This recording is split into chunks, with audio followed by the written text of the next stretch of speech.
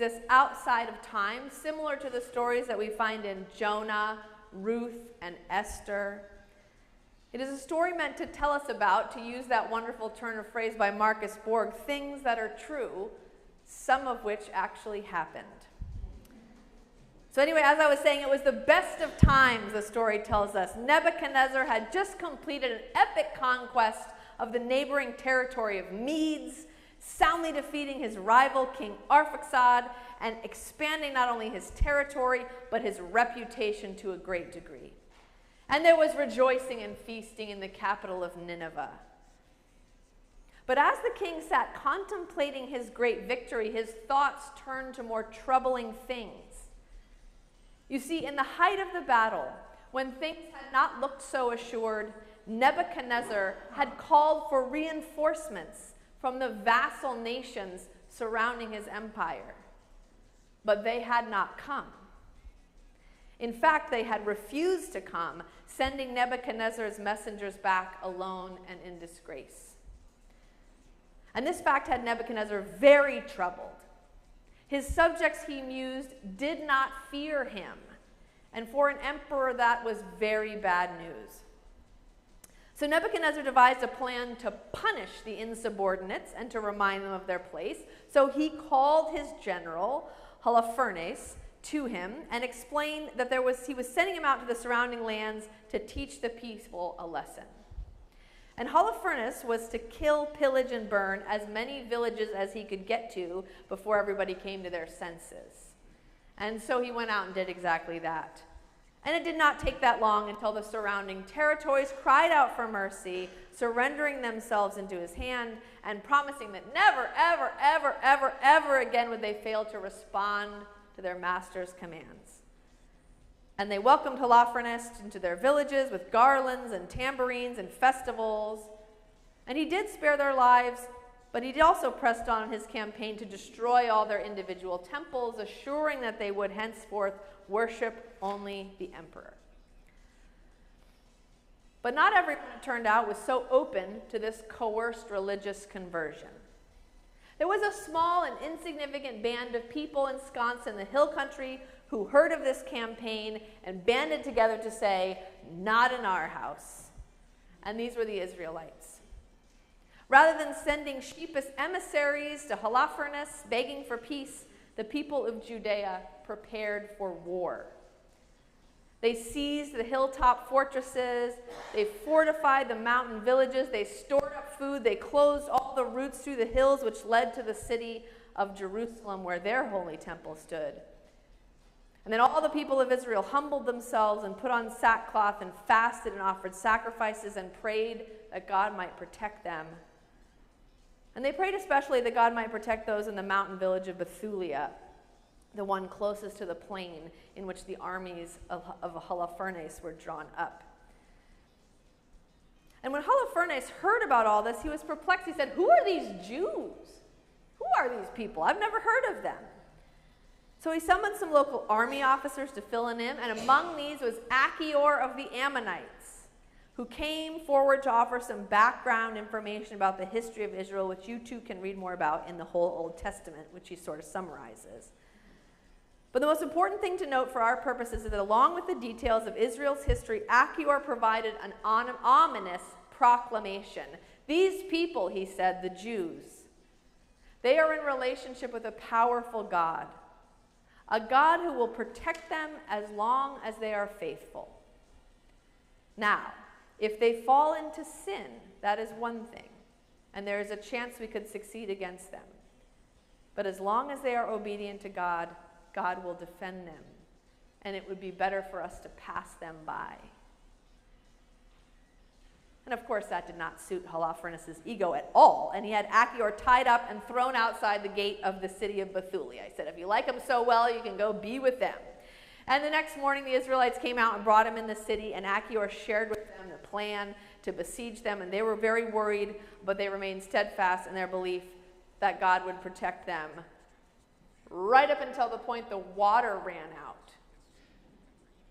You see, Holofernes, though a little bit bloodthirsty, was a good general, and he had figured out that all the water for Bethulia came from one particular spring that was actually outside the walls of the city. So he just shut off the spring and figured that if his army could not defeat them, at least it could cause them to die of thirst instead. And indeed, the Jews of Bethulia did get very thirsty. After a few days, their cisterns were empty, and their citizens were listless and weak, and their resolve began to fail. They grumbled to their leaders, demanding that they surrender the city. And then Uzziah, kind of a chair of the city council type person, made the following public statement. Let's give it 5 more days. More accurately, let's give God 5 more days. If God doesn't save us in 5 days, then we'll surrender.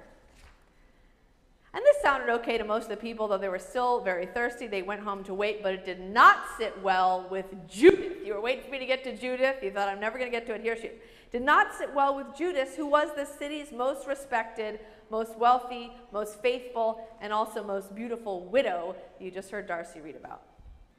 Judith's husband Manasseh had been a good and wealthy man, but he had succumbed to heat stroke in the barley harvest and left her with land and wealth and servants, but also a lot of sadness. She was in mourning for years, wearing her mourning clothes except on holidays.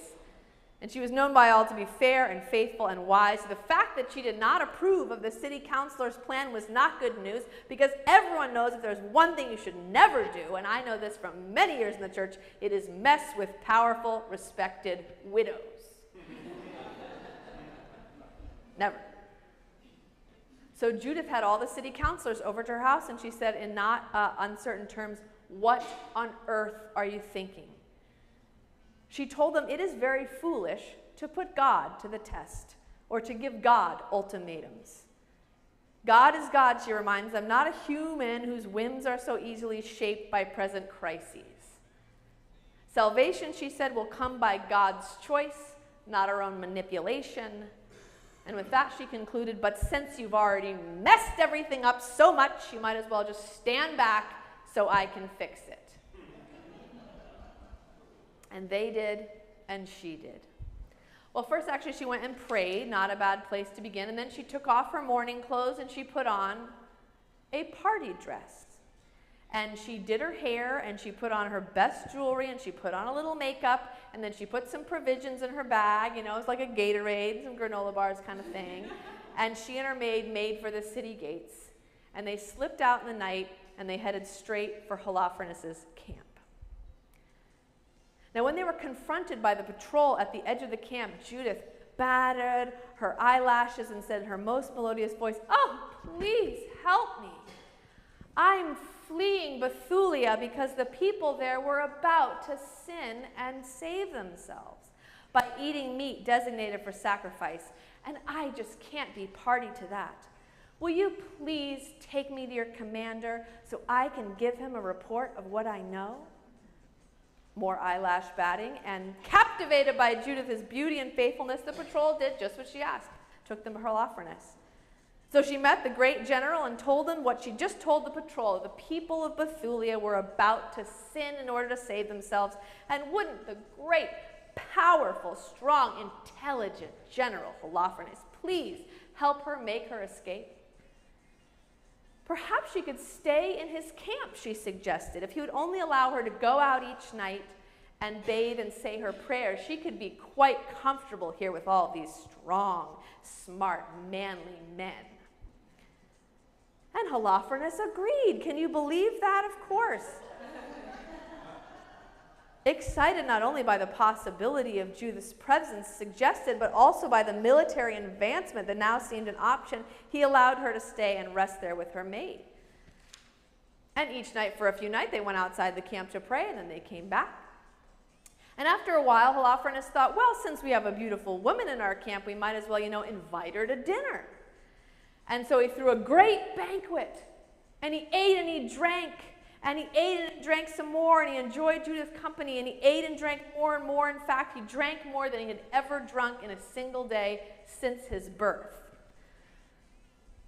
And as he stumbled back to his chambers early in the hours of the morning, he asked Judith if she would like to accompany him there. And she agreed. And they went into the tent, and they shut the flaps behind them. But most unfortunately for Holofernes, he had drank way too much to do anything interesting, and he passed out on his huge pile of rugs. And Judith quickly took the giant sword from where it was hanging on the wall and chopped off his head and put it in her purse. And then she snuck out of the tent into the night. And she went and got her maid, and they left the camp. And the guards, of course, believed that the two women were going out to pray, as they had done on the previous nights, and they didn't think anything about it. But the women fled all the way back to Bethulia, and Judith summoned the city councilmen, and she said, I have here in my purse the head of Holofernes, so draw yourselves up for battle. And they did, and they marched out against the Assyrians.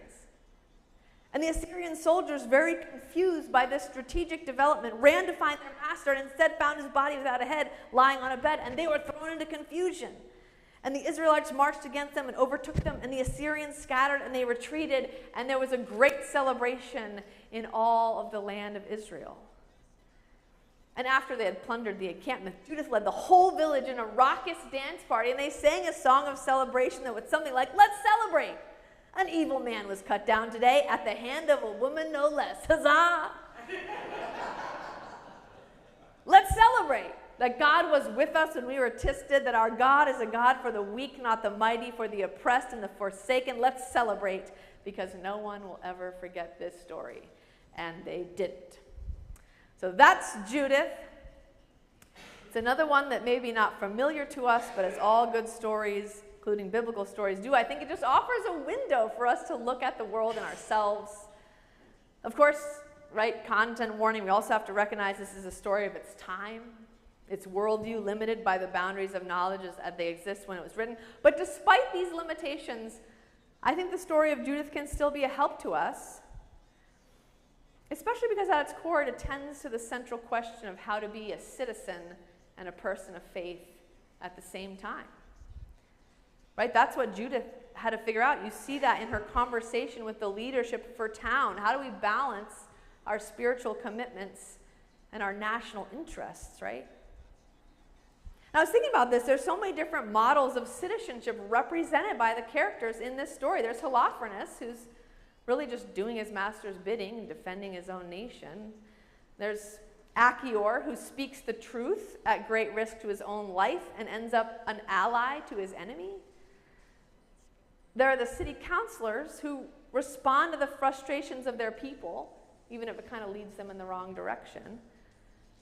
And there's Judith, who rather cunningly works to offer God an opportunity to save her townspeople. I'm just thinking about all these models and kind of wondering what insight it gives us about how to relate to God kind of in our current circumstance, because things are tough out there, friends. Things are changing. I know some of you greeted this week's national holiday with more ambivalence than you usually might because of how things have happened. I know some of us are coming here today worried about how new policies might challenge the things we value as Christians, right? Care for the vulnerable, healing for the sick, food for the hungry, welcome for the stranger.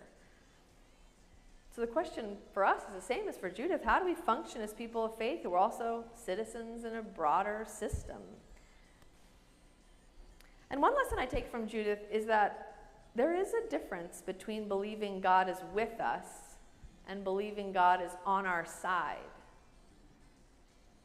And I think that's really critical to remember, even when we are feeling hard-pressed, maybe especially when we are feeling hard-pressed. And this is one of the things Judith reminds the elders. Right, to believe God is on our side unequivocally eschews the thoughtfulness and discernment and really the creativity that a life of faith demands. To believe God is with us is very different. To believe God is with us gives us courage to do the best we can and strength to press on in difficult circumstances.